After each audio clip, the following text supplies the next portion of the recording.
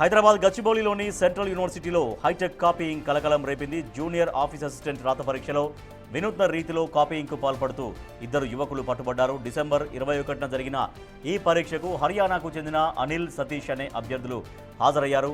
పరీక్ష సమయంలో అనిల్ చెవిలోని బ్లూటూత్ పరికరం నుంచి బీప్ శబ్దం రావడంతో అప్రమత్తమైన ఇన్విజిలేటర్ అతడిని తనిఖీ చేశారు.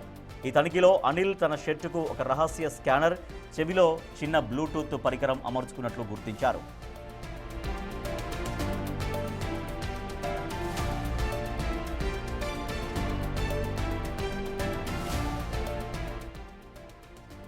మరింత సమాచారాన్ని మా ప్రతినిధి సురేష్ అందిస్తారు.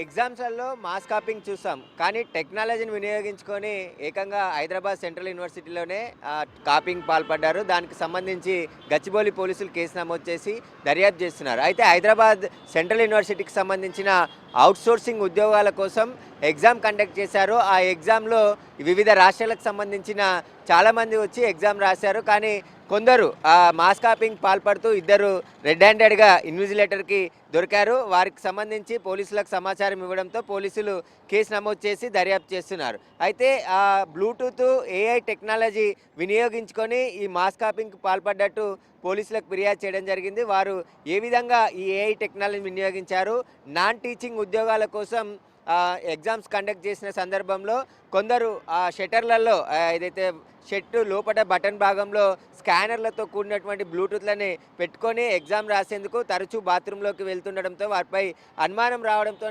వారిని క్షుణ్ణంగా తనిఖీ చేయడంతో వారి దగ్గర ఎలక్ట్రిక్ పరికరాలు దొరకడం జరిగింది. ప్రస్తుతం వారిపైన గచ్చిబౌలి పోలీసులు కేసు నమోదు చేసి దర్యాప్తు చేస్తున్నారు.